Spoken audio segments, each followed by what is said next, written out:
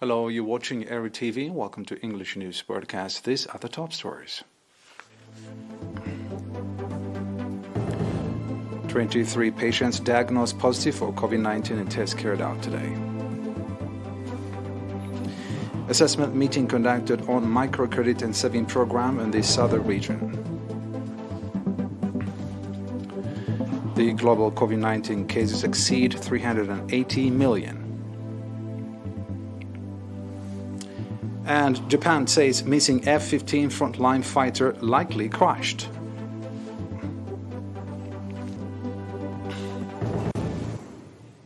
The local news. We have an announcement from the Minister of Health.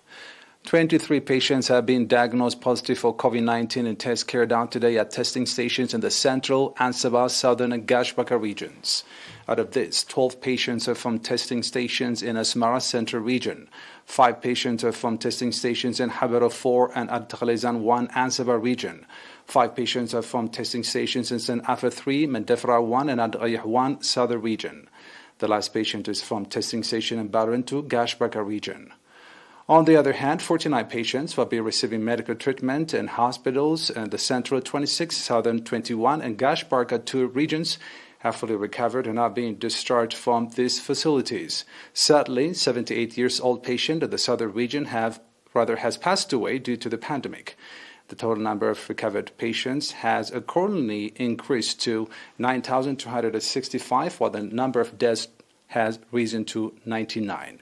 The total number of confirmed cases in the country to date has increased to 9,559. Ministry of Health, Asmara, February 1st, 2022.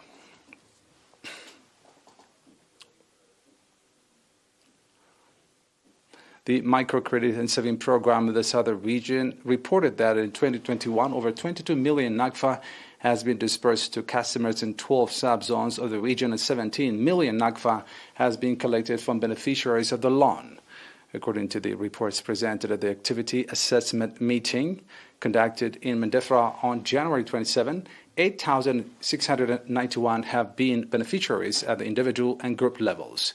Stating that 63% of the beneficiaries have been females, Mr. Turfe Gabriel Johannes, head of the program in the southern region, said out of the beneficiaries, 32% are engaged in agricultural activities, 29% in small-scale trade, and the remaining are government employees.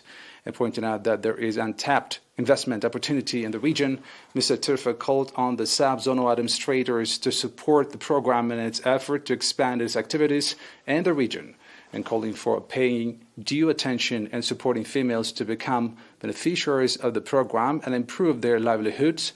Mr. Habta Abdesfation, governor of the southern region, called on all concerned institutions to support the program in all its endeavors.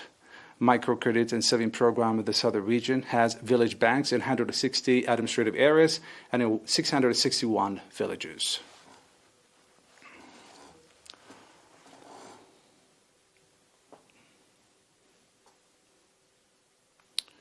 Harat Transportation Company reported that it is expanding transportation service in the southern Red Sea region. According to the report, the company has opened a new transportation route from the port city of Asab to Dubai Sima, and that is significantly contributing in facilitating the daily activities of the residents in the area. Noting that previously they were compelled to use private trucks to travel to Asab, the residents of the area said with the opening of the new route they will have transportation access with fair price. Pointing out that providing timely and effective transportation service with fair price is the founding objective of the company. Mr. Rashid Mohammed, head of the company's branch office in the southern Red Sea region, said the opening of the new transportation route is in continuation of the effort of the company to provide transportation access to the public across the country. Mr. Rashid also said that a new transportation route connecting the port city of Asab with Wadda will be opened in the near future.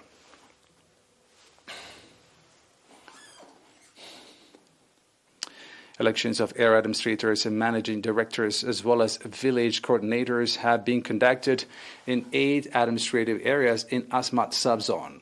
Mr. Osman Adam, administrator of the subzone, said that the elections that was conducted from January 17 to 26, the number of females elected has increased compared to that of 2018, and that 3 females have been elected for managing directors and 17 for village coordinators. Pointing out that the election will have significant input in the effective administrative service and the implementation of the development programs. Mr. Osman expressed appreciation for the strong participation the residents demonstrated during the process. He also called on the newly elected area administrators and managing directors as well as village coordinators to serve the people that elected them with dedication. Commended the residents for putting trust on them. The newly elected expressed readiness to diligently work to ensure that the people that elected them are provided with timely and efficient administrative service.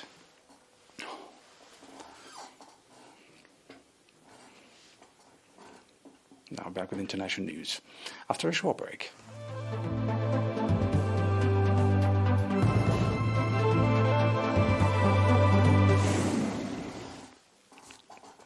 Welcome back. The global COVID-19 cases has exceeded 380 million, with the death toll surpassing 5.6 million as of today. This is according to World Meters.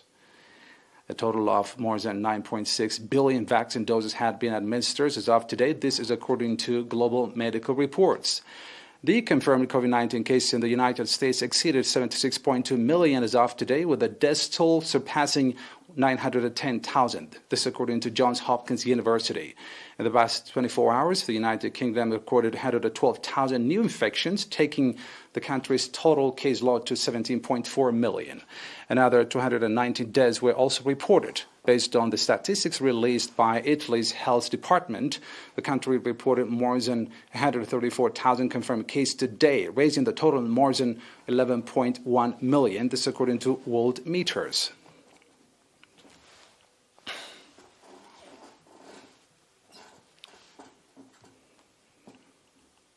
Japan said today that missing Japanese F-15 frontline fighters believed to have crashed, and its 2 crew members remain unaccounted for. The Japan Air Self-Defense Force jet disappeared from the air traffic control radar yesterday shortly after takeoff around 5 kilometers from Komatsu Air Base on the Sea of Japan coast, which has 2 tactical fighter squadrons. This according to the Defense Ministry. Speaking to reporters, Defense Minister Nobuo Kishi dismissed an early media report that one of the pilots had been found. In a press release, the Japanese Coast Guard said that search and rescue helicopters and 3 Coast Guard ships continues their search after early finding aircraft debris in the sea.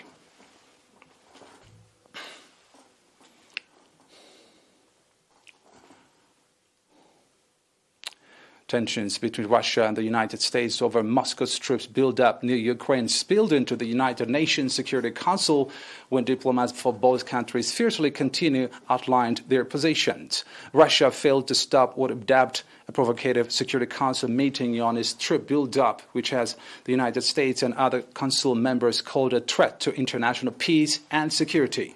Thomas Greenfield accused Russia of having more than 100,000 troops on the Ukraine border, with Russia and Belarus preparing to conduct offensive action into Ukraine. Russia's UN ambassador, Vasil Nebenzia, said there was no proof Moscow was planning military action against Ukraine and that Russia had consistently rejected such accusations.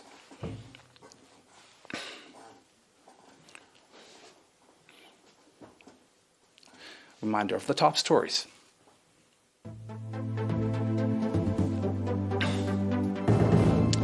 "23 patients diagnosed positive for COVID-19 tests carried out today."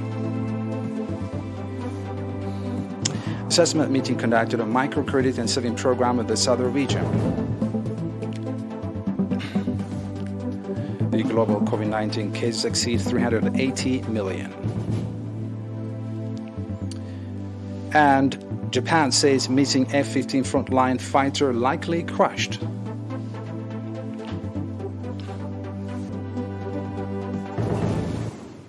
That's it for today. Thanks for watching.